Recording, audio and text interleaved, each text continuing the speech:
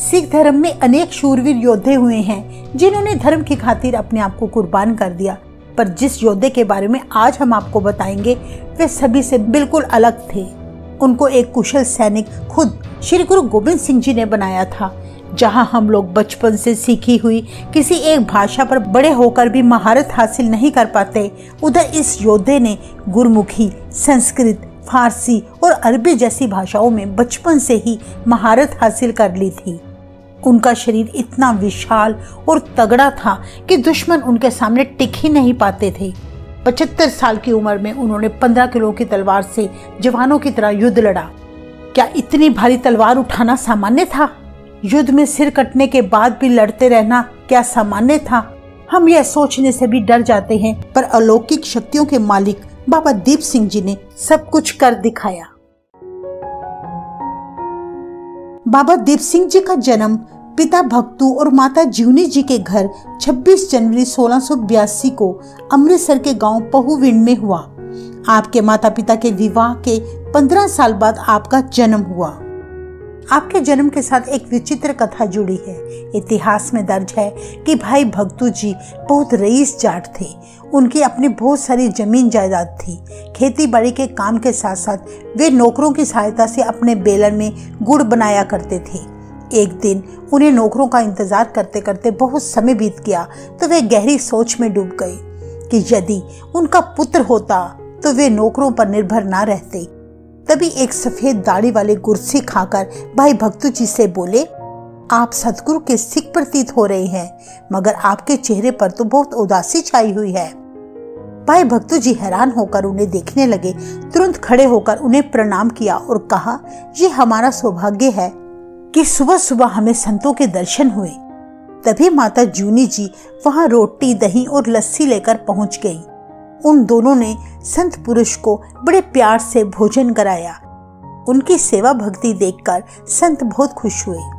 उन्होंने भाई भक्तू से पूछा, क्या बात है, अभी तक गुड़ बनाना शुरू क्यों नहीं किया? भाई भक्तू बोले, नौकर को आने में आज देर हो गई है, सो उसी की राह देख रहा हूँ। तब संत जी कुएं की तरफ देखकर बोले, बच्चे कहाँ हैं? कुएं पर कोई रौनक दिखाई नहीं दे रही। इतना सुनते ही माता जूनी जी की आंखों में आंसू भर आए। वे बड़ी उदास होकर कहने लगी, संत जी, हमारे विवाह को 15 वर्ष बीत चुके हैं, पर अभी तक प्रभु ने पुत्र की दात नहीं बख्शी। इतना सुनकर संत जी मुस्कुराकर बोले, इसमें उदास होने की क्या बात है? गुरसिख तो हमेशा ईश्वर की रजा में रहते हैं। प्रभु के घर में कोई कमी नहीं। भविष्य में आपके घर भी एक ऐसा पुत्र पैदा होगा जो बड़ा होकर शूरवीर योद्धा और विद्वान बनेगा। वे आपकी कुल का नाम रहती दुनिया तक कायम रखेगा। माता जूनी जी और भाई भक्तू जी पुत्र का वरदान पाकर बड़े खुश हुए। उसी समय उनका नौकर भी आ पहुंचा। वे अपने नौकर से अभी बात ही कर रहे थे तो तभी उन्होंने पीछे मुड़कर देखा कि संत जी लुप्त हो गई। उन्हें समझने में देर न लगी कि प्रभु ने खुद संत रूप में उन्हें दर्शन देकर पुत्र का वरदान दिया है। अगले साल उनके घर एक पुत्र का जन्म हुआ जिसका नाम था दीप। बचपन से ही बाबा दीप सिंह जी धार्मिक विचारों वाले थे। वे रोज अपने पिता के साथ गुरुद्वारे जाते, कथा कीर्तन सुनकर बहुत खुश होते। उस गुरुद्वारे के ग्रंथी आपको रोज गुरमुखी सिखाते, सिख इतिहास भी बताते कि कैसे मुगल सरकार ने गुरु अर्जन देव जी और गुरु तेग बहादुर जी को क्रूर यातनाएं देकर शहीद किया था।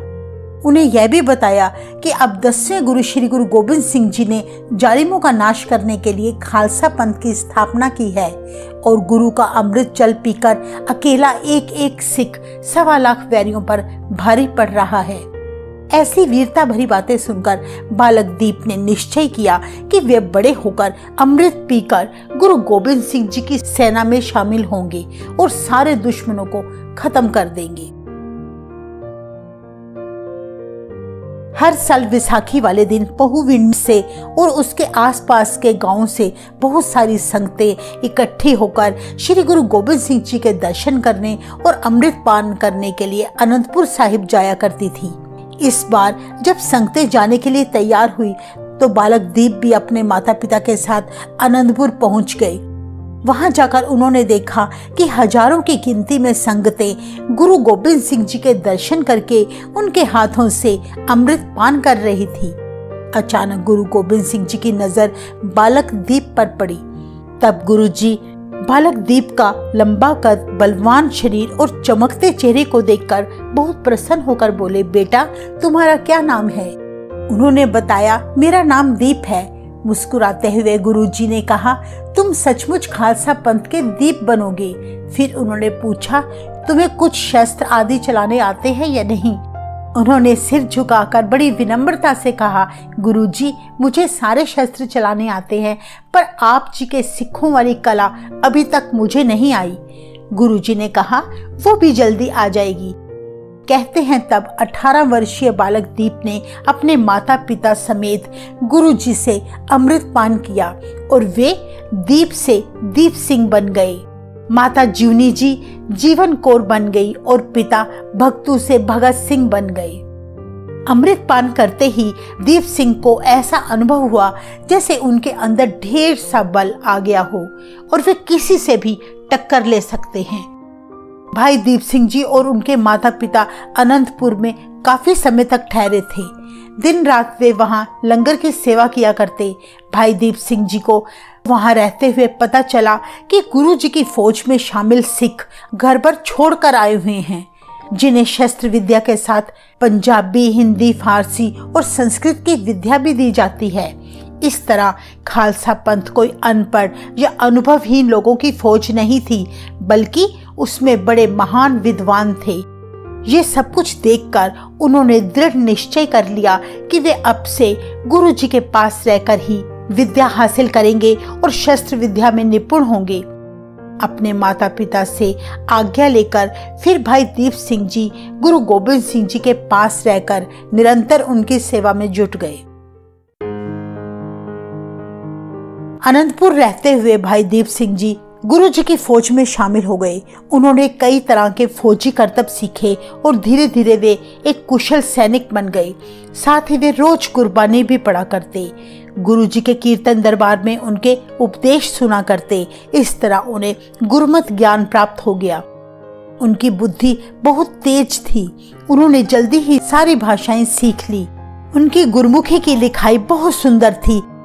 इतिहास में दर्ज है कि गुरु गोबिंद सिंह जी ने बाबा दीप सिंह जी की सुंदर लिखाई देखकर खुशी में उन्हें पहली बार सरोपा भेंट किया था। आनंदपुर साहिब में रहते हुए उन्हें गुरु गोबिंद सिंह जी के हर रोज दर्शनों का सौभाग्य प्राप्त होता था। दिन रात वे वाहिगुरु की याद में मस्त रहा करते। आनंदपुर आने जाने वाली संगतों की सेवा में लगे रहते। कभी लंगर की सेवा करके खुश होते, कभी गुरबानी का पाठ सुनाया करते और कभी छोटे बच्चों को गुरुमुखी पढ़ाकर उन्हें अर्थ समझाते। इन ढेरों गुणों के कारण धीरे धीरे उन्होंने गुरु गोबिंद सिंह जी के मन में एक खास स्थान बना लिया था, जिससे वे गुरु जी के कुछ खास सिखों की सूची में शामिल हो गए। वे खास सिख हर पल गुरु जी के साथ रहा करते। भाई दीप सिंह जी का सेवा भाव और विनम्रता को देखते हुए संगतें उनका बड़ा सत्कार करती थी। इतना अधिक मान सम्मान संगतों और गुरु जी से मिलने के बाद भी उन्हें रत्ती भर भी अहंकार ना था। भाई दीप सिंह जी को शिकार का बहुत शौक था। जब गुरु जी शिकार खेलने जाया करते तो वे भी उनके साथ जाते। एक बार जब वे शिकार खेलने गए तो अचानक एक शेर ने बाबा दीप सिंह जी के घोड़े पर हमला कर दिया। उन्होंने उसी वक्त घोड़े से छलांग लगाई और शेर के एकदम सामने आकर खड़े हो गए। शेर उनके हाथों 2 धारी तलवार देखकर घबरा ही गया। शेर तलवार से डरकर भागना चाहता था, पर अपने चारों तरफ शिकारियों को देखकर उसके पास बाबा दीप सिंह पर हमला करने के अलावा और कोई चारा नहीं था। वह शेर बाबा जी पर छलांग लगाकर झपट पड़ा और उन्होंने अपनी 15 किलो की 2 धारी तलवार से ऐसा वार किया कि शेर के 2 टुकड़े हो गए। गुरुजी पास ही खड़े शांत अवस्था में वह नजारा देख रहे थे। बाबा जी को आशीर्वाद देते हुए बोले, भाई दीप सिंह, तू सिख कौम का एक महान योद्धा होगा, मुझे तुझ पर बहुत गर्व है। तब वे हाथ जोड़कर गुरु जी से कहने लगे, गुरुजी, ये सब तो आपकी कृपा है, क्योंकि जब मैं आपके पास आया था तब मुझे चिड़िया भी मारनी नहीं आती थी। आपके अमृत ने मुझे इतनी शक्ति दी है कि जिससे मुझ में आत्मविश्वास आ गया है। भाई दीप सिंह जी को आनंदपुर में रहते हुए जब काफी समय बीत गया तो एक दिन उनके माता पिता को अपने पुत्र से मिलने की बहुत तीव्र इच्छा हुई और वे उनसे मिलने आनंदपुर साहिब में आ पहुंचे। कहते हैं माता पिता अपने पुत्र को देखकर बहुत खुश हुए। उस समय उन्होंने अपने सिर पर दस्तार सजाई हुई थी, कमर कस्सा पहना हुआ था जिसमें कृपाण और कटार लटक रही थी। अपने पुत्र को सैनिक रूप में देखकर वे बड़े खुश थे। वे करीब 1 महीना आनंदपुर साहिब में ही रहे। इतिहास में दर्ज है, जब वे अपने घर वापस जाने लगे तो उन्होंने गुरुजी से अपने पुत्र को वापस घर ले जाने की इजाजत मांगी। गुरुजी ने भाई दीप सिंह जी को आज्ञा तो दे दी, साथ ही उन्हें हुक्म भी दिया कि अपने गांव जाकर वहां सिक्खी फैलाओ, बच्चों को शस्त्र विद्या और घुड़सवारी का अभ्यास कराओ, उन्हें कुशल योद्धा बनाओ, उनमें जोश पैदा करो ताकि वे मुसीबत आने पर अपनी और कमजोर लोगों की रक्षा कर सके। साथ ही गुरुजी ने उन्हें हुक्म दिया, जब हम आपको बुलावा भेजेंगे तब तुरंत चले आना, उससे पहले बिना बुलाए नहीं आना। बाबा दीप सिंह जी गुरुजी का हुक्म मानकर अपने गांव जाने को तो तैयार हो गए, पर उनका दिल गुरुजी से बिछड़ने के लिए बिल्कुल तैयार ना था। गुरुजी ने तब उनको अपने गले से लगाते हुए कहा, हम तुम्हारे सदा अंग संग हैं। इस प्रकार गुरुजी के कहे अनुसार अपने गांव आकर बाबा जी ने सिक्खी का प्रचार करना शुरू कर दिया।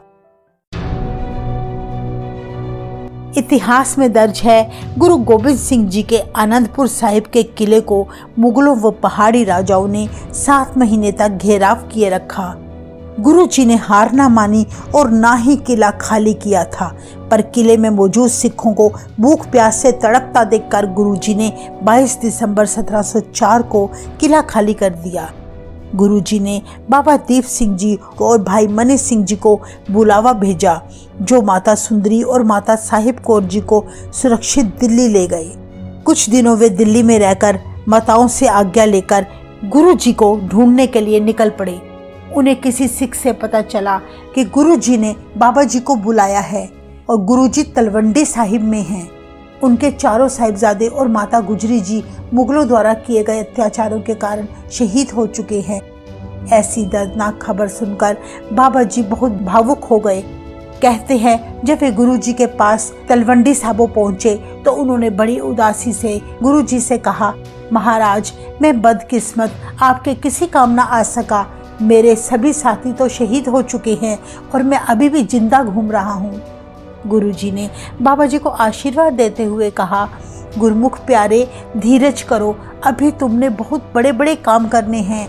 आने वाला समय बड़ा भयानक है। आपने खालसा को अमृत पान करवाकर हर मुसीबत का सामना करने के लिए तैयार करना है। हमें पता था मुगलों और पहाड़ियों का कोई एतबार नहीं था, सभी सिखों को शहीदी का जाम पीना ही था। तभी तो हमने आपको और भाई मनी सिंह जी को पहले ही दिल्ली भेज दिया था। इतिहास में दर्ज है, गुरु गोबिंद सिंह जी ने तब श्री गुरु ग्रंथ साहिब जी का संशोधन करने का फैसला किया। आनंदपुर वाला ग्रंथ तो सरसा नदी में बह चुका था। भाई मनी सिंह जी ने बाबा दीप सिंह जी को बताया कि गुरु साहिब ने आदेश दिया है कि वे खुद बानी लिखवाते जाएंगे और हम दोनों लिखते जाएंगे। हम दोनों को अलग अलग गुरु ग्रंथ साहिब जी की बीट तैयार करनी है, क्योंकि आपकी लिखाई बहुत सुंदर है, इसीलिए गुरु जी ने आपको बुलावा भेजा था। तब बाबा दीप सिंह जी खुश होकर बोले, यह मेरी खुश नसीबी है अगर मैं गुरु के किसी काम आ सकूं। कुछ दिनों बाद यह शुभ कार्य शुरू हो गया। गुरु जी लिखवाते गए और वे दोनों अलग अलग ग्रंथ लिखते गए। शाम तक जितनी बीड़ लिखते तब गुरु जी खुद उसका संशोधन करते, अगर कोई गलती होती तो वे ठीक करते और अगले दिन सुबह सारी संगतों को वह लिखी गई बानी के अर्थ समझाते।